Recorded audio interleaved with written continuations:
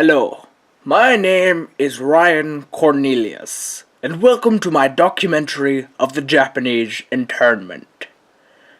Prior to World War II, there are approximately 29,000 Canadians of Japanese ancestry in British Columbia, of whom 80% were Canadian nationals.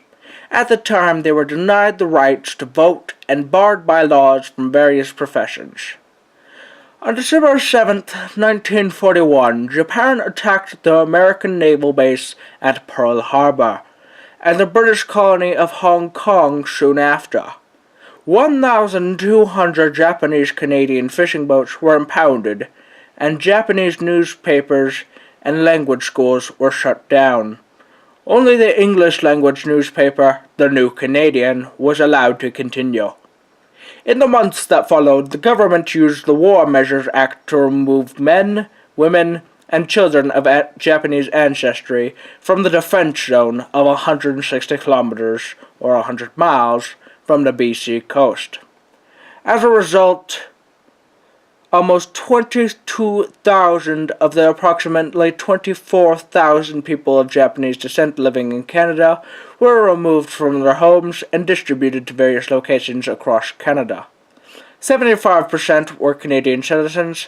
Many spent the war years in ghost towns and hastily created camps in the interior of BC, such as Lemon Creek, Caslow, Slocan City, New Denver, Tashme, etc.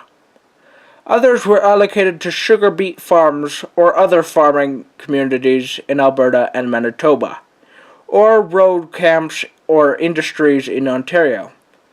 In addition, approximately 700 men were interned in prisoners of war camps in Ontario, first at Petawawa, then Angler. Many of these men were second-generation Japanese Canadians who had opposed removal from the coast mainly because they objected to the government's policy of separating families. While they were being distributed across Canada, the Japanese were required to sign their property and belongings over to the custodian of enemy property. These possessions, including homes, land, and businesses, were subsequently sold beginning in 1943. This was done without the permission of the owners at a fraction of their actual value. The proceeds of these sales were used to pay for the living expenses of the internees. Their houses were mostly huts with 2 bedrooms and a kitchen, shared by 2 families with no electricity. Here is a picture.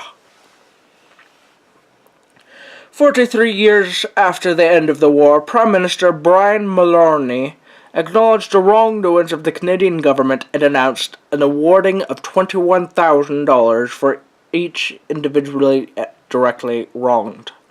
The rights violated in the Canadian Charter were the right to enter, remain in, or leave Canada, right to work wherever you wished in Canada, the right to humane treatment, right to life, liberty, and security of person, right to have a fair trial if you are accused of a crime, right to live and work being protected by law regardless of your race, religion, national or ethnic origin, color, sex, age, and mental or physical ability, the right to vote in elections, the right to private property, and the right to take any matter to court should any of the above rights be denied. My name has been Ryan Cornelius. Thank you for listening to my documentary of the Japanese internment in Canada, and goodbye.